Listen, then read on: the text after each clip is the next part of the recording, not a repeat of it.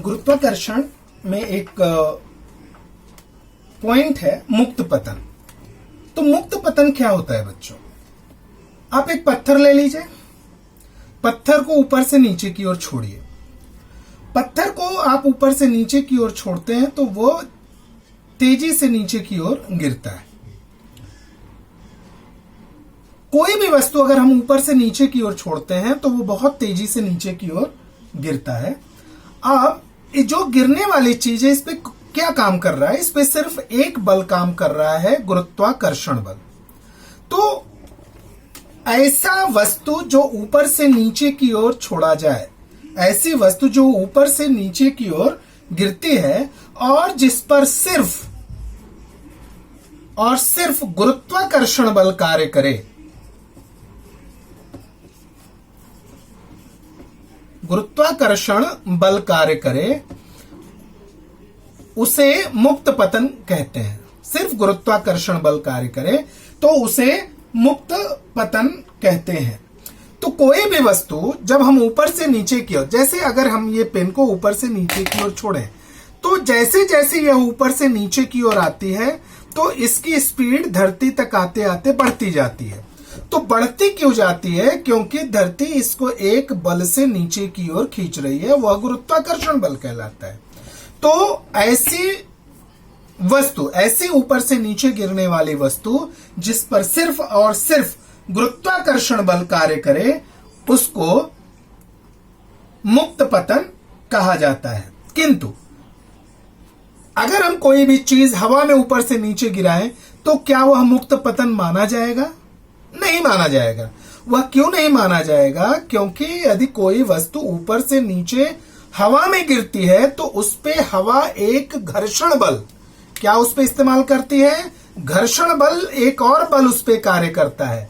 तो यहां पे गुरुत्वाकर्षण के साथ साथ एक और बल, घर्षण बल कार्य करता है। इसके लिए जो हवा में गिरने वाली वस्तु है उसको हम पूरी तरह से मुक्त पतन का नाम नहीं दे सकते, फ्री फॉल का नाम नहीं दे सकते।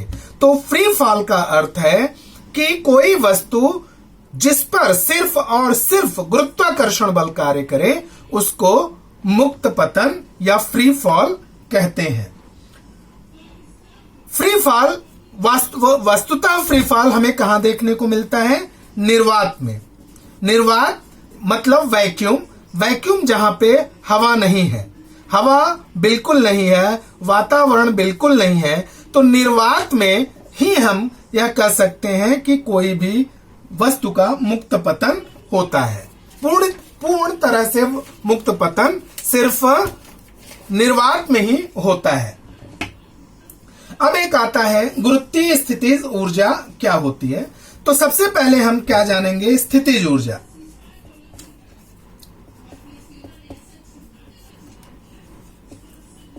स्थितिज ऊर्जा क्या है?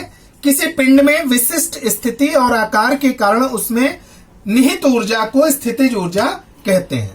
स्थितिज ऊर्जा की जो साधारण परिभाषा है कि किसी पिंड में निहित, उसके विशिष्ट आकृति, आकार और स्थिति के कारण उसमें जो ऊर्जा निहित होती है उसको स्थितिज ऊर्जा कहते हैं।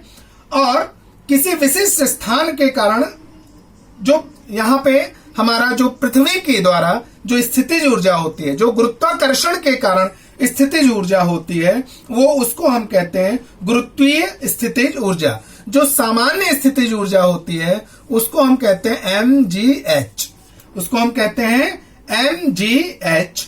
और जो गुरुत्वीय स्थितिज ऊर्जा होती है, गुरुत्वीय स्थितिज ऊर्जा को हम -g capital M small m upon r+h, ये गुरुत्वीय स्थितिज ऊर्जा कहलाती है।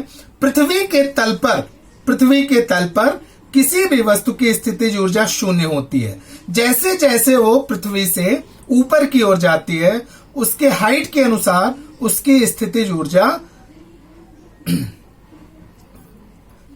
जैसे जैसे वो उस ऊपर जाएगी हाइट के अनुसार उसकी स्थितिज ऊर्जा, हाइट बढ़ते जाने से उसकी स्थितिज ऊर्जा, गुरुत्वीय स्थितिज ऊर्जा कम होती जाती है।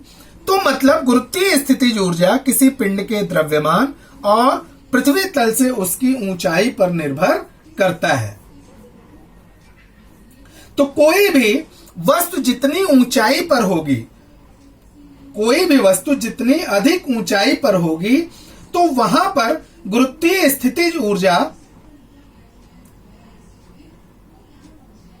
उसका मान उतना ही कम होता जाता है। और एक ऐसा समय आता है जब वस्तु बहुत अधिक ऊंचाई पे जाती है तो वह उसकी स्थितिज ऊर्जा वहां पर बिल्कुल कम हो जाता है। क्यों? क्योंकि जो जी का मान है वो धीरे धीरे धीरे धीरे इतना ऊपर हो जाता है कि वह एकदम शून्य हो जाती है।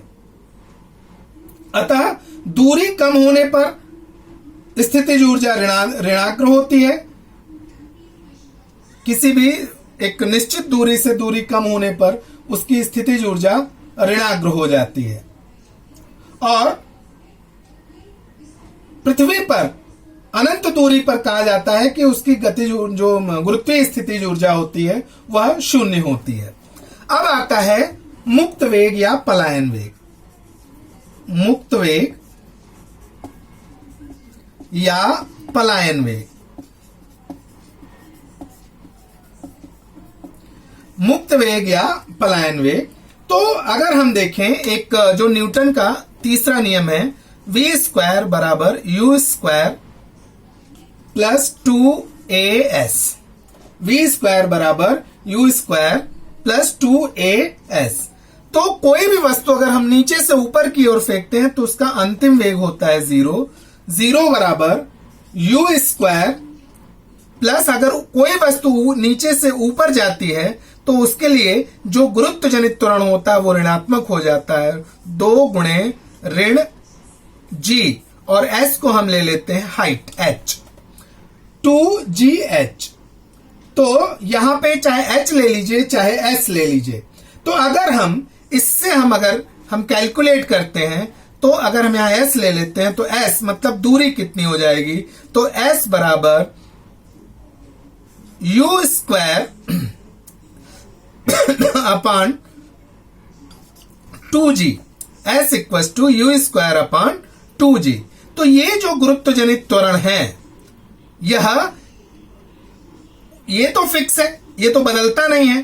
तो अधिक से अधिक अगर हमें दूरी तय करनी होगी तो हमें उसका प्रारंभिक वेग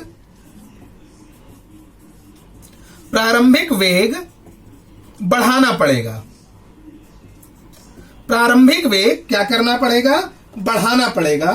तो मुक्त वेग जो है, जो ऐसा वेग जो कि किसी भी पिंड को पृथ्वी के कक्ष से बाहर ले जाए उसको मुक्त वेग कहते हैं। तो पृथ्वी के कक्ष से बाहर ले जाने के लिए उसका जो वेग होना चाहिए वो इतना होना चाहिए कि उस पे कार्य करने वाला जो गुरुत्वाकर्षण बल है वो हो जाए 0। तो जब उसके मुकाबले उसके गुरुत्वाकर्षण बल को जब वो तोड़ देगा वेग, तभी वो पृथ्वी के कक्ष से बाहर निकल सकता है। तो वह स्पीड, जिस स्पीड पे कोई वस्तु पृथ्वी के गुरुत्वाकर्षण बल को तोड़ते हुए अंतरिक्ष में प्रवेश करता है, उसी को हम मुक्त वेग या पलायन वेग